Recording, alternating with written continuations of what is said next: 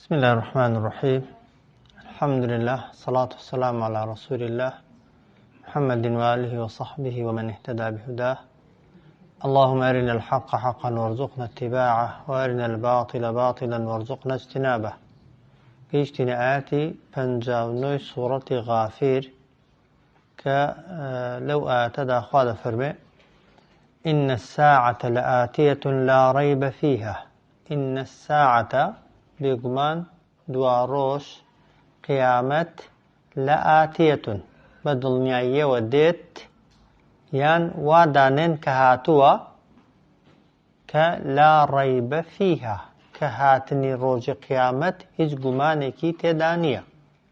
ولكن أكثر الناس بلام زوريني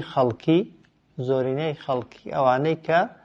إيمان دارنين وباور دارنين لا يؤمنون باور بزندوبونو روج دوائي ناهنن باوری پێ ناهێنن بە زمان ئینکاری دەکەن وەکو بتپەرستەکانی مەکە یان هەندێک کەسێ بە زمان هیچ ناڵێ بەڵام بە کاروکردەوەکانیەوە دیارە کە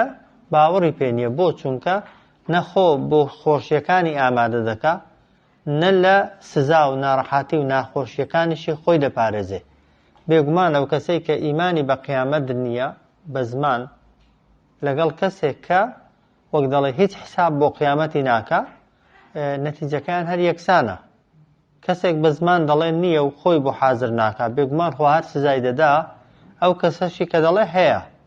بەڵام لای گرنگ نییە وەک دەڵێ لە قیامەتە دەچێتە کامیان هێندە وەک دەڵێ تامەزرۆی بەهەشت نییە خۆی بۆ ماندووکە تەمان بێگومان ئینسان ئەگەر ئیمانی پێی بێ خۆی بۆ ماندوو دەکا هێندە لە جەهەنەم ناترسێ چونکە دڵنیا بە ئەگەر کەسێک بزانێ دەسووتێندرێ و سزا دەدرێ معنای نییە عقلی هەبێت و خۆی بخاتە ئاگر عقلی هەبێت و خۆی بسووتێنێ ئەوە نیشانەی باوەڕ پێ نەبوونە یان ئەگەر باوەڕەکەش هەبێت زۆر لاوازە. وێ خوا دەفەرمێ ئین الساعەتە بێگومان قیامەت دواڕۆژ لەئاتیەتون بە دڵنیاییەوە هاتووە یعنی بە دڵنیاییەوە دێ لا ڕەیبە هیچ گومانێکیش بوونی نییە فیهی لە هاتنی قیامەتدا ولكن بلام أكثر الناس زوريني خلقي لا يؤمنون باور ناهنن أوجار وقال ربكم وقال فرموي پروردگارتان ادعوني خلقنا ورن من بپرستن بنداتي بومن بكن يان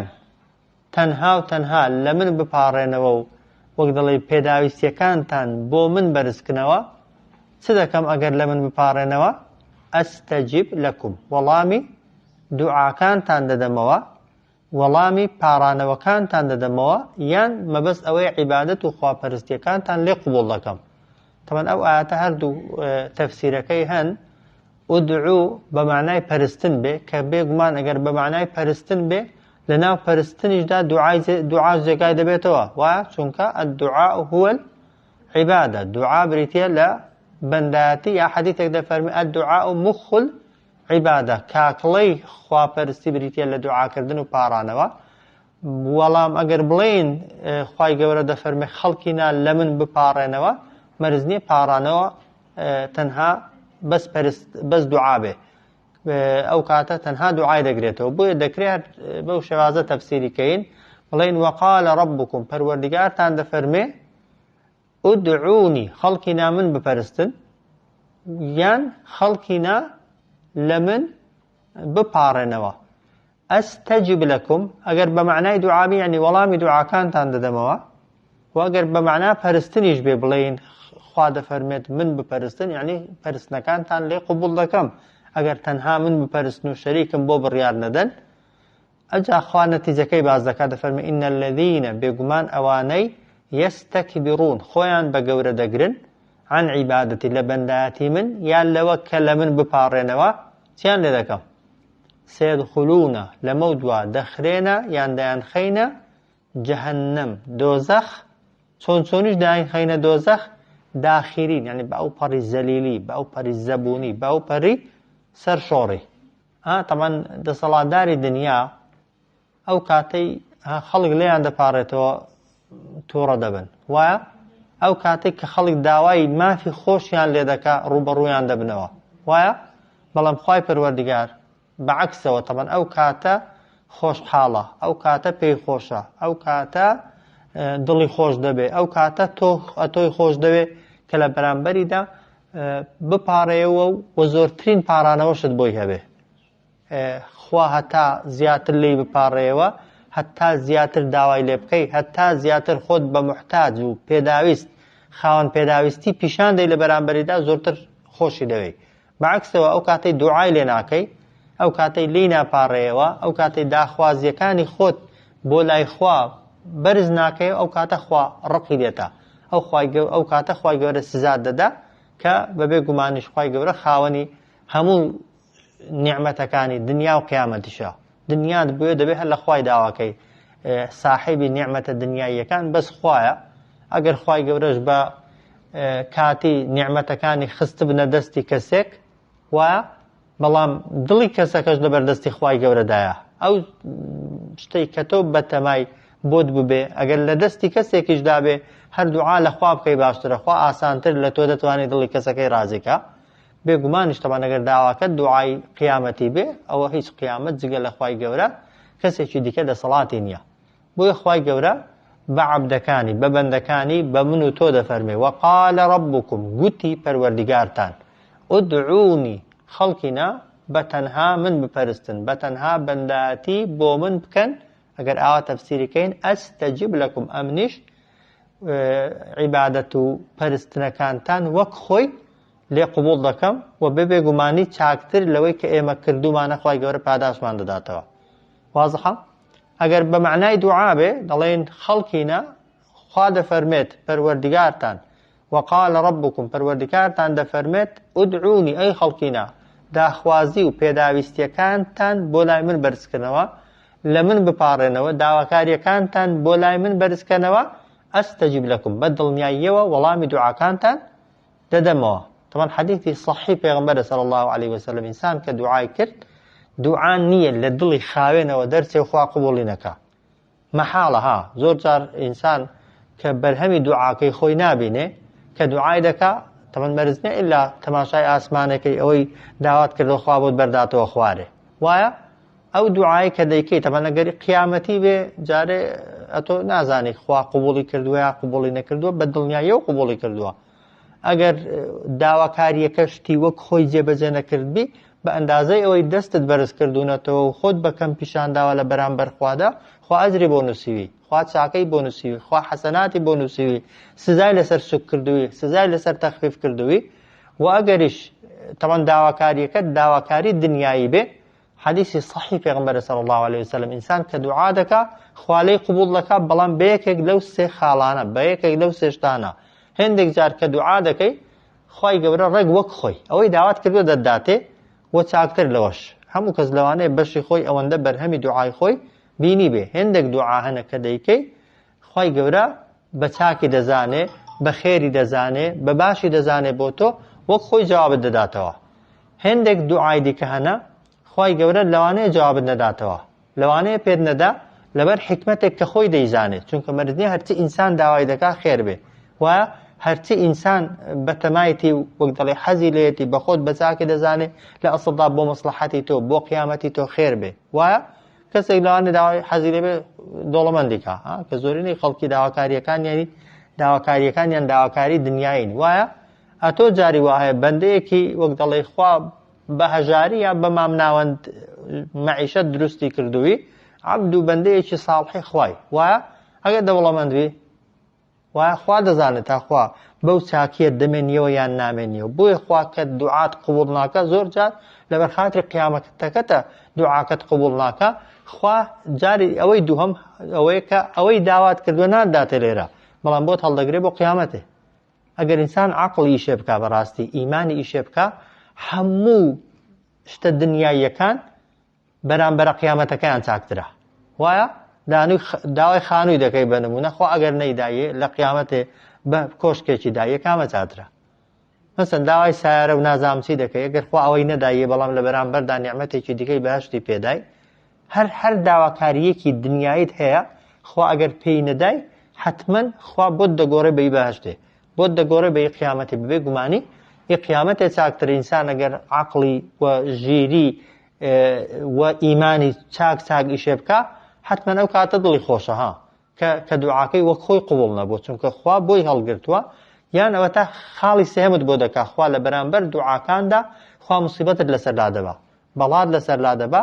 کە جا بەڵایەکە هەندێک جار وەکو عولەما دەفەرمون کە ئینسان دوعای دەکا بەتایبەتی بۆ لابردنی بەڵا و موسیبەت و ناخۆشی دوعاکەی تۆ لەگەڵ بەڵاکەی بەرامبەر یەک دەبن وایە چۆن دوو کەس زۆران بازی دەکەن دەوانە گەر دوو کەس زۆران بازی بکەن چێ دەیباتەوە بەهێزترەکە وایە هەندێک جار دوعاکە لە بەڵاکەی بەهێزترە فعلەن دوعاکە بەسەر بەڵاکەیدا سەر دەکەوێت یەکجاری لە کۆڵت دەبێتەوە بەڵام هەندێک جار بەڵاکە گەورەترە لە دوعاکەی تۆ دوعاکەی تۆ لاوازە لە دڵێکی زۆر خاوێنەوە دەرنەچووە زۆر بە دڵسۆزی لەوانەیە نەپاڕابیەوە بە تەوەککولێکی بەهێزەوە نەپاڕاویەوە بەڵاکە لەوانەیە سەرکەوێ هەندێک جار بەڵاکە سەرکەوێ بەڵام مادام دوعات کردووە حتمەن خوای گەورە ئەگەر بەڵاکەشت بۆ بێنێتە پێشێ وەک خۆی لە بەرامبەریدا ئەجرت بۆ دەنووسێ پاداشتت بۆ دەنووسێ و زۆر جاریش دوعاکە قووەتی تێدا نیە لای بە بەڵایەکەی بە یەکجاری بەڵام تەخفیفی دەکا سووکی دەکات چونکە هەموو بەڵایەک بەڵای گەورەتری لەگەڵ ئەگەر خوای گەورە لێت نەگرێتەوە بۆیە دوعا ئینسان نابێ هیچ کات لی ناومێد بێ هیچ کات نابێ ئینسان وەک دەڵێ وای لێبێ هەندێک کەس بە بیانووی ئەوەی کە خۆخوا ئاگای لێمە و خۆخوا دەزانە ناخوا حەزی لێ داواکاریەکانی خۆت بێدەسەڵاتی خۆت و بێتوانزای خوای پەروەردگار حەزی لێیە ئینسان داواکاری خۆی و پێداویستی خۆی لە بەرامبەر خوادا بەرز کاتەوە بەڵێ خوا دەزانێ بەڵام خوا حەزی لێ بە زمان خۆ نوێژی شەروایە خۆ تۆ دابەستە نوێژێ فاتحای مەخوێنە بە دڵ بیڵێ خوا دەزانێت وانە لە ناو دڵت چ هەیە بەس قبوڵیەتی خوا نا دوعا بە زمانە خوای گەورە پاڕانەوەی سپاردۆ بە زمان چۆن فاتحا بە زمان دەگوترێ وەکو نیەتی نییە بە نمونە نیەت بە دڵە بە دڵ بێڵێ پێش ناکە بە زمان بێڵێ بەس دوعا عیبادەتێکە بە دڵ ناکرێ بە زمان دەکرێت بۆی ئینسان نابێت لە عیبادەت لە دوعاکردن و لە پاڕانەوە بە هیچ شێوەیەکی ناومێت بێ و سیلاح و سەکی ئینسانی ئیمانداریش بریتە لە دوعا سیلاح و بەڵام ئاگامان لێ بێ بە هیچ شێوەیەکی ناکرێ هەموو شتەکان بە دوعای بسپێرین دوعای شتی دنیایی دوای هەوڵە ها وایە دوعات ویست بیکەی خواویستت شتێکت بۆ بکات دەبێت هەوڵی خۆت دەی ئەو جار ئەوەی لە توانای خۆتدا هەیە جێبەجێکەی ئەو جار لە شوێ تۆ بێدەسەڵات بووی لە شوێ لە توانای تۆدا نەبوو ئەو جار وایە دەبێت پەنا بێ بەرخوای کاتی خۆی بنمونە پێغەمبەر صلی الله علیه وسلم لە بەدر خۆ نەهات لە ناو ماڵی خۆیدا دانیشێت و بڵێ خوایە بتپەرستەکان هاتوونەتە بەدر هەڕوو هەمووانم بۆ بکوشە و بۆ تێکشکێنە و مەلایکەتان بنێرە وای کرد بێگومان بە عەدەدێکی کەم بەڵام بە ئیمانێکی بە قووەتەوە ڕوبەڕوویان بوونەوە لەکوێ توانای خۆیان دابەزاندن فریشتەی بۆ دابەزاندن لە ئەحزاب دەورەی لە جەنگی ئەحزاب ئەوەی کە پێی دەوترێ خەندەق دەورەی مەدینەی تەوق کرابوو پێغەمبەر صلی الله علیه وسلم بەدەستی مبارەکی خۆی لەگەڵ سەحابەکانی دیکە بە پێشنیاری سەلمانی فارسی بەدەست و بە پاچ و بێڵ و ئەو وەسایلە کەمانەی کە هەبوون دانەویست خەندەقی لێدەن فعلا هەموو هەوڵی خۆیاندا دواتر خوای پەروەردگار ڕەشەبای نارد و سەربازی وونی خۆی نارد سوپاکەی بۆ تەفروت و ناکردن ئەو کاتکەوتیان حەسبی الله و نعم الوەکیل خۆیان تەسلیم بەخوا کرد و توانای خۆیان بەکارهێنا ئەو جار بە هەمان شێوە موسای قیسەی موسای تەماشاکە چووە نسحەتی فیرعونی کردووە وایە هەرچی موسا سەلامی خوای لێبێ هەرچی ڕاستی هەبوو بە گوێی فیرعونی دادا لەگەڵی ڕوبەڕووبوویەوە کە هەڕەشەی کوشتنیشی لێکرد نات بچێتە بندەستی بڵێ جا دوعای دەکەم و خوا فریام دەکەوێت و خوا دەستی فیرعونی دەبڕێت و یا هەڵی دەگرێت دەیباتە ناو ئاوەکەی بۆ خۆی ڕای کرد هەڵات لەکوێ گەیشتنە ناو ئاوەکەی و قودرەتیان نەما و توانایان نەما ئەوجا خوای گەورە پێی فەرموو گۆچانەکەت لە ئاوەکەی دە و فعلا خوای گەورە ئەوی ڕزگار کرد والحاصل ئێستا زۆرینەی خەڵکی ئیشی خۆی بە دوعا سپاردووە بۆ خۆی تەمبەڵ تەوەزەل دانیشتووە دەشێوێت خوای گەورە ئەوی بۆ بڕوخێنێ، ئەوی بۆ بکوشێ، ئەوی بۆ هەڵواسێ، ئەوی بۆ بێدەسەڵاتکە، ئەوی بۆ زەلیلکە. گۆڕانکاری دنیای بە دوعا پاڵپشتە. یەکەم جار هەوڵە ماندووبوونە لەکوێ قودرەتت نەما و توانات نەما ئەو کاتی خوای گەورە هێزی خۆی و دەسەڵاتی خۆی دەنا 1 ملیۆن هەستا بە دوعایان بێ وەرە لەو کوردستانەیدا 5 کەس نین ئەوەی باشکراژ ناوێرن لەڵی خۆی دا دوعایان دەکەن لەو دەسەڵات و لەو حکمڕانانە. بەڵام دوعای چەند کەسان قبول بۆ تا ئێستا؟ بەڵام هەتا قیامەتە جوابێ هەر قبول نابێ.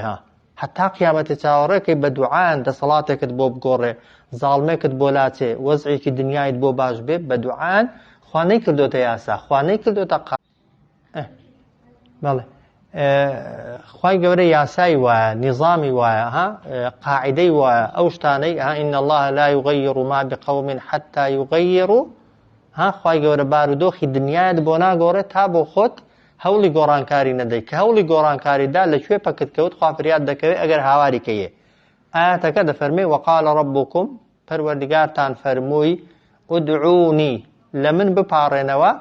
ئەستەجب لەکم وەڵامی پاڕانەوەکانتان دەدەمەوە. یا دەکرێت بڵێن پەروەردگارتان دەفەرمێت بەتەنها من بپەرستن، هاوبەشم بۆ بڕیار مەدەن ئەستەجب لەکم، ئەمنیش بەندایەتی و خواپەرستیەکانتان لێ قبول دەکەم و لێ وەردەگرم. إن الذين يستكبرون عن عبادتي بێگومان ئەوانەی خۆیان بە گەورە دەگرن لە بەندایەتی کردن بۆ من یان لە پاڕانەوە و دوعاکردنیان لە من سيدخلونە لەمە و دوا دەیان خەمە ناو جەهەنەمە دۆزەخ داخرین بە ئەو پەڕی ملکەتی و زەلیلی و بێدەسەڵاتی. ئاەتی دواتر خوا دەفەرمێ الله الذي الله خوا الذي ئەو زاتەیە کە جعل لەکم کە دروستی کردووە بۆ ئێوە الليل الشو یەک لە نیعمەتەکان و یەک لە نیشانەکانی دەسەڵاتی خوا هەم وەکو نیعمەت خوای گەورە شەوی بۆ دروست کردوین تا تێیدا ئیسراحەت کەین و بحەوێنەوە. الله الذي خوا ئەو زاتەیە کە جعل لەکم دروستی کردووە بۆ ئێوە الليل شەو لتسكنوا فيه تا تێیدا ئارام بن، تا تێیدا پشو بدەن، تا تێیدا ئیسراحەت کەن. بەس شەو کاتێکە شەو وەکو ئێمە لە 2 شەوێ و 3 شەهرا دەست پێ ناکا بەڕاستی. شەو لە مەغریبێ ڕایە، لە عیشایە ڕایە. عیشا پێ دەوترێن نوێژی خەوتنان کە مەفروض وایە و ئەسڵ وایە ئینسان کە نوێژی عیشای کرد دوای نوێژی عیشای لەگەڵ بێگومان تەمان شەو لە مەغریبێ ڕادەست پێ دەکا. بۆیە پێغەمبەر دەفەرمێ صلی الله عليه وسلم کە نوێژی عیشات کرد چاکترە لە بینی نوێژی عیشا و خەوتنت هیچ قسەیەکی دنیایی تێ نەکەوێت. ئەو کات تەمان ئینسان ئیسراحەت لە شەوێ دەکا، ئەو کاتە شەو دەتحەسێنێتەوە، ئەو کات شەو ماندووبوونەکەت لا دەبا، ئەو کاتە جەستەت شەکەتی و هیلاکەتی لێ دەردەچێ کە زۆری خەڵکی یەک لە سەبەب و هۆکارەکانی ئەوەی کە قەت ئیسراحەت ناکا و قەت جەستەی ساغ نییە ئەوەیە کە شەوی بەکار نەهێناوە وەکو ئیسراحەت. تەمان عیلمیش تەمان سەلماندوویەتی کە خەو کامیان بەکەڵکە کامیان بەسوودە. سەرەتاکەی تەمان ئەوەی کە مێشکی ئینسانی تەواو پشودەدا و ئیسراحەت دەکات و وەک دەڵێ جەستە دەکەوێتە وەڕوح و لاشت دەکەوێتە ئیسراحەت. سەرەتاکەیەتی کۆتاییەکەی دەڵێن هەر بورانەوەیە، هەر ئاگات لە دنیای نێدەنا هیچ ئیستیفادەیەکی لێ ناکەی. بۆی سەحابەی پێغەمبەر صلی الله عليه وسلم پێشینەکانی ئێمە سەرەتاکەی خەوتون کۆتاییەکەی بەخەبەر هاتوون، ئێمە عەکسیەوان وایە سەرەتاکەی بەخەبەرین و کۆتاییەکەی. ئەو ئیسراحەتەشی کە لە خەوی شەوێدا هەیە بە هیچ شێوەیەکی تەمان لە ڕۆژێدا نییە و بۆیەش تەمان ئینسان هەمیشە لەشی گرانە، هەمیشە لەشی قورسە، هەمیشە هەز بە بێتاقەتی و بێزاری دەکا. لە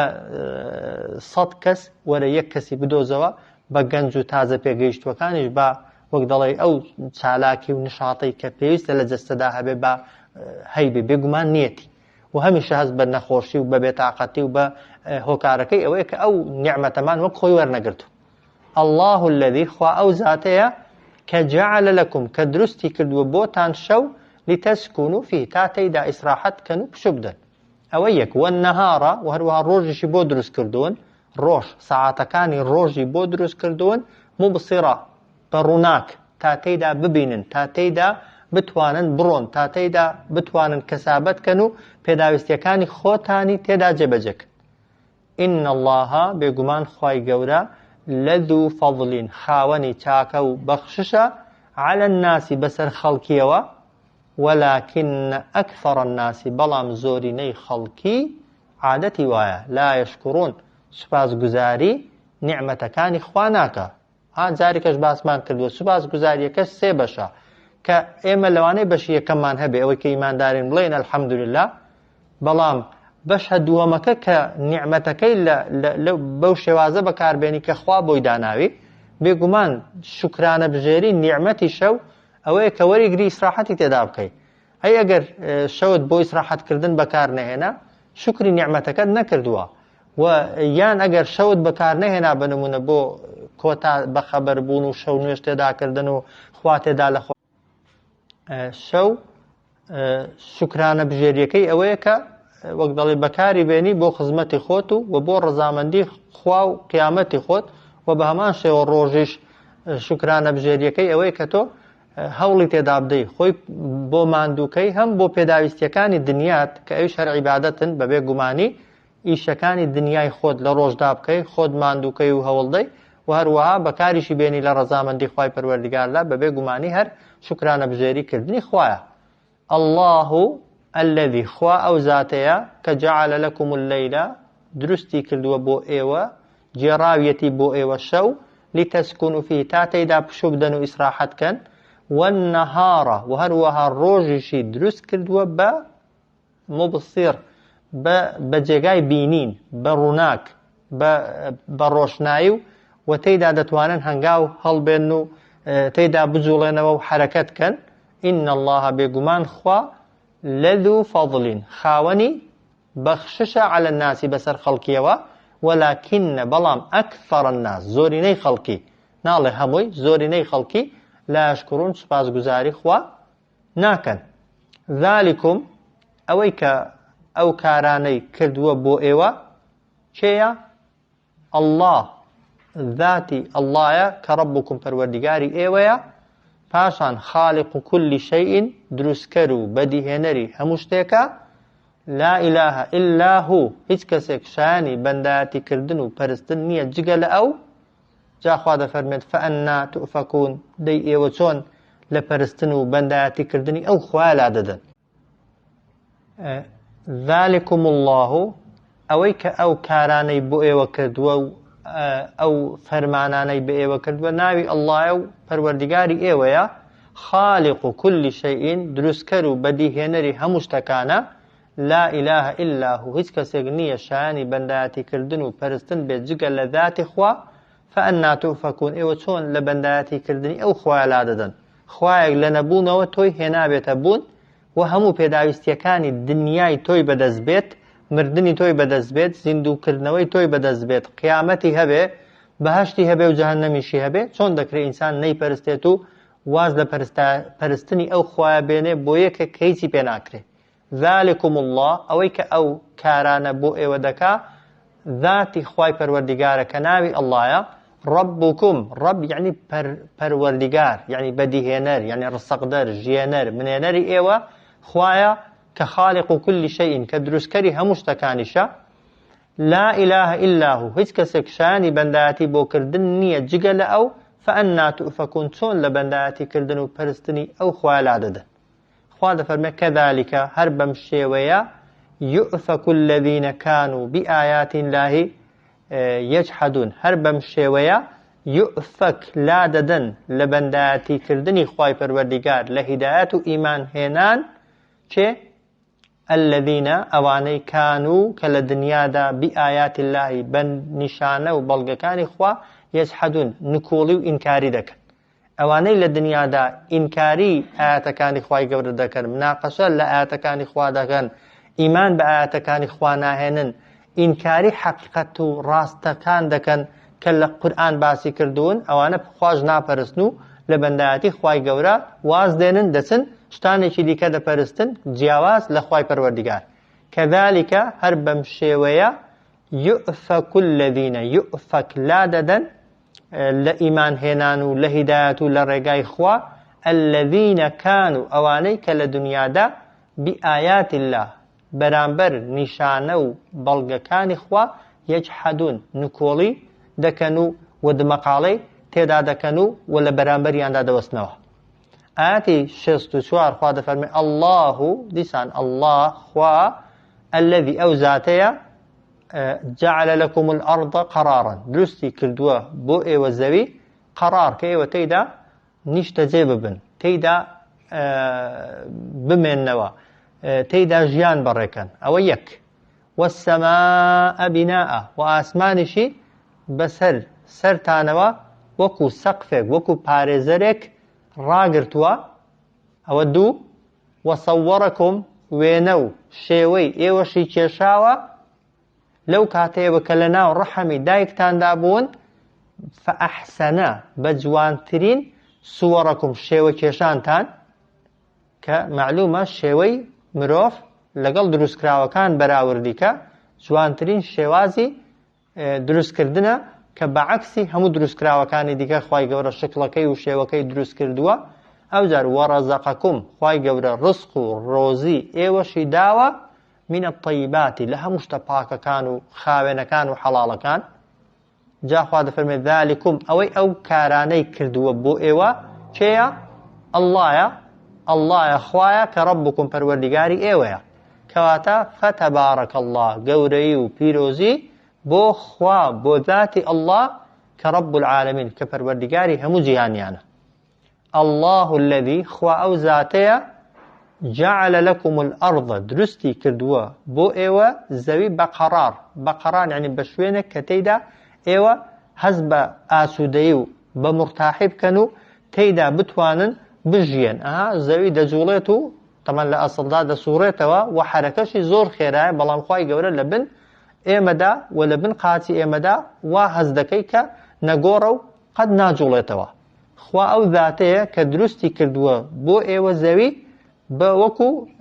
شيوه نجول وكو شتك لشويني خوي وستاوة تاتيدا إسراحات كانوا تيدا نشتجي ببن والسماء بناء وآسمان شكردوا ببناء بسر بسقف ببارزر بو الزوي بو ايوه وصوركم شيوي ايوه شيكيشاوة خوا طبعا شكل إنساني كي درسي كردوا خوا برزي ونزمي جواني وناشريني قلبي ولاوازي وەک دەڵێ کورتی و درێژی ئەو شێوازی جەستەیەی کە خوا داویەتی بە تۆ خوا پێداوی کاتێک کە لێی ناڕازی یا گلەیت لێتی یا ڕەخنەی لێ دەگری یان گاڵتەی پێدەکەی بە ئی کەسێکی دیکە یعنی ڕەخنە لە ئیشی خوای دەگری نەعوذ بالله وەصەوەڕەکم خوای گەورە شێوەی ئێوەی کێشاوە فەئەحسەنە سووەڕەکم بە جوانترین شێوە وێنەکێشانتان ورزقكم روزي ايوشي داول لهموش تباكا كان هرچيشتي باكو خاوين هي لسر زوي خواه بوي دروس كردوي هموشي حلال كردوي اوي باك بي ذلكم الله اويك او كاراني كردوي بو ايوه الله وپروردگار تانا فتبارك الله قوري وبيروزي بو ذات خواه كرب العالمين كپروردگار جهانيانا هو هر او خوايا الحي هميشه زندويو طبعا قد نبو نبي وقت جنامر نبوني بسر داناء معلومة لا إله إلا هو هيس كسيكيش نية شاني بنداتي كردن وبرستن بيت جغل أو بويتيب كان فادعوه أو ببرستن بتنها يان وكو قلتم أقر فادعو بمعنى بارانا وبتنها لأو ببارانا وبرست يعني بارانا وكانتان بولاي أو برسكنا تونيش ببرستن مخلصين بدل صوزي دل صوزي تيا زور جاري كباسمان كدو اويك لقال عبادتك لكاتي بنداتك هيسي دي كد لدلدان بيت قال اخوة او دل صوزي او اخلاصة هر عبادتك اوي تيدان بي فرسة قلبنا هنا يك روجو شوي سرد لسوزدي دابي بلام جگل اويك خوال لد رازي بي امان جيكي دي كتبه بنمونا بحستم بناو دڵت دابێ وەک دەڵێ بۆ ئەوەی خەڵکێک لە سوزدەیدا بتبینێ و تۆزێک مەدحەتکەن یەک ختمی بەسەر یەکەوە بکەی لە شوێنی خۆت هەڵنەستی بەڵام وەک دەڵێ لە دڵت دابێت و بەسەر دڵت دابێ وەک دەڵێ یان حەزی ئەوەت هەبێت و تامەزرۆ ئەوەی بە یەکێک مەدحت کات و پێت هەڵا بڵێ یان عیبادەتێکی دیکە دەکەی، خواپەرستیەکی دیکەی دەی، بەڵام دەتەوێت شتێکی دنیای دەستکەوێت لە بەرامبەریدا لە پەنای خوا لە خۆڕازیکردندا دەنا خەڵک غەڵەت تێگەیشتووە، پێی وایە ئیخلاس یعنی ڕیا تەنها ئەوەیە بێی دانیشی نوێژە بۆ کەسێکی دیکە بکەیت. طبعا هیچ موسڵمانێکەوەی ناکە ها، ئەو کەسەی نوێژە دەکا حتمما نوێژە بۆ خوای دەکە ها، بەڵام کە لەگەڵ خوای نیەتێکی دیکەت بۆ دروست بوو ئەوە ڕیایە ها، ئەوە عەکسی ئیخلاسە. مەسەڵەن نوێژە دەکەی کە داد بۆستووە نیەتت ئەوەیە خوا لێت ڕازی بێ، بەڵێ ئەوەت لە دڵیدایە، بەڵام کە دەزانی یەکێکیش چاوت لێیە، یەکێکیش چاوی لێتە و دەتبینێ وەک دەڵێ دەستت جوانتر دەگری، سوزدەی جوانتر دەبەی، جوانتر هەڵدەستێەوە، فاتحای جوانتر دەخوێنی، ها ئەو گۆڕانکاری هێنانە بەسەر خۆدا ڕیایە ها، دەتەوێت یەکێک لێت ببینێ. ڕیا ها ڕیا بازی هەرچە ئەو ناوەکەی بەخۆوە، یعنی خۆ پیشاندان، خۆ عەرز ڕیابازی وەکو گوتمان یعنی خۆ عەرزکردن، یعنی خۆ پیشاندان. ئیخلاسش عەکسەکەیەتی، خەڵکت لەکن بە یا لەکن نەبێ، بتبینن یا نەتبینن، هەر ئەسڵەن بە مێشکت دانایە، بە مێشکت دانایە کە عیبادەت دەکەی کەسێکی دیکە لە بەرامبەریدا مەدحتکا شتێکت بۆ بکە، ئەوە ئیخلاسە. خوای گەورەش فەرمانی ئەوەی پێکردوین، ئەوە مەرجی یەکەم، ئەو زادە فەرمێن لەه الدین، هەر بۆ خواشە گوێڕایاڵی، یعنی تۆ لە عیبادەتکردندا دەبێت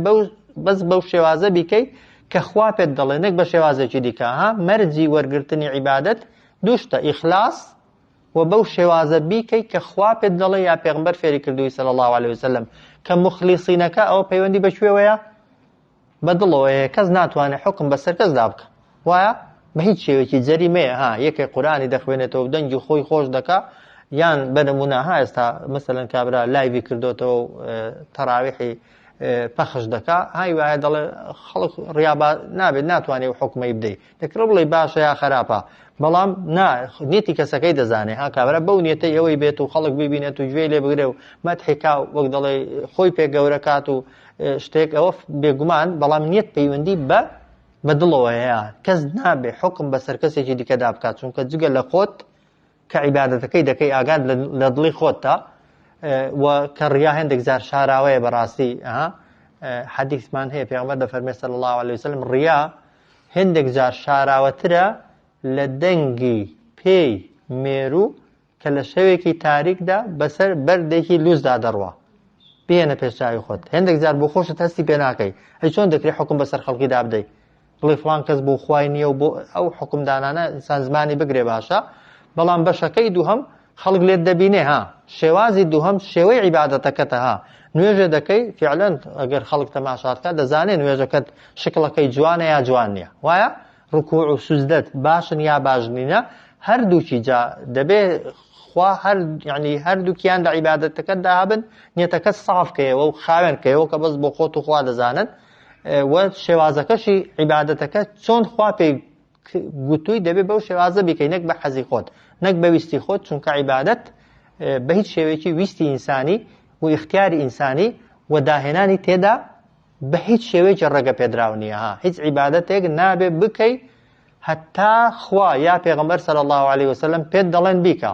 کە پێشیان گوتی بیکە دەبێت شێوازەکەشت بەو شێوازە بێ. مەسەلەن خوا پێمان دەڵێ نوێژە بکە، وایە بەس نوێژ، طبعا لە قورئاندا پێنج نوێژەکەشی تێدا نین. چێ پێمان دەڵێ پێنجەکەی بکە؟ پێغەمبەر صلی الله علیه وسلم. دەکرێت هەر پێنج نوێژەکان پسیلەیەک کاتیدا بەسەر یەکەوە بکەیت؟ نا، پێغەمبەر پێت دەڵێ پێنج نوێژان بکە،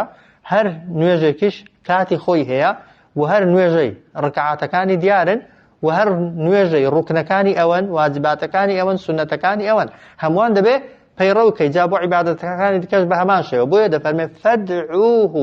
ئێوە لە خوا بپاڕێنەوە یان خوا بپەرستن بە تەنها، بەڵام مخلیصین بە دڵسۆزی و نیەتتان با بەس بۆ خوا بێ، کە ئەو نیەتە زۆر زۆر گرینگە ئینسان احتیمامی پێ بدا. لەه الدین با بۆ خوا بێت گوێڕایاڵیشتان. الحەمدولله، سوپاس و ستایش هەمووی بۆچێ؟ بۆ ذاتی الله کە رب العالمین، کە پەروەردگاری جیهانیانە ها. ئەو شەی ستایشکردن بۆ خوا و رب العالمینە چەند جار دووبارە بۆتەوە هەر لەو لاپەڕەیەدا. هو الحی، خوا ئەو ذاتەیە کە هەمیشە زیندویە، لا إله إلا هو، هیچ کەس نییە شایانی بەندەتی بۆکردن بێت جگە لە ئەو. فەدعوه، ئێوە ئەو بپەرستن، لە ئەو بپاڕێنەوە، مخلیصینە بەدڵسۆزی، لەهو هەر بۆ خواشە، ئەددین هەموو گوێڕایاڵیەک، الحمد لله همو سپاس و ستایشێک شایستەیە بە الله کە رب العالمین کە پەروەردگاری جیهانیانە. قل پێیان بڵێ ئەی محەممەد صلی الله عليه وسلم ئینی بێگومان من نهیت و لێم قەدەغە کراوە ئەن ئەعبود الذین کە بپەرستم ئەوانەی کە تەدعون کە ئێوە دایان پەرستن و بەندایەتیان بۆ دەکەن من دونی لا جگەل ئەخوا بەدەست خۆم نییە. ها زۆر جار داهاتن دایانەویست لەگەڵ پێغەمبەر ڕێکەوتن بکەن صلی الله عليه وسلم لەسەر چی؟ لەسەر پەرستن لەسەر ئەوەی کە دایانگوت وەرە تۆ خواکانی ئێمە بپەرستە ئەمەش خواکانی تۆ دەپەرستین ئەتۆ بە خراپە باسی خواکانی ئێمە مەکە مەڵێ بێڕوحن و بێگیان و قسە ناکەن و ئێمەش باسی خواکەی تۆ ناکەین. لە بابەتی عەقیدەیدا ڕێکەوتن بە هیچ شێوەیەکی ڕێگە پێدراو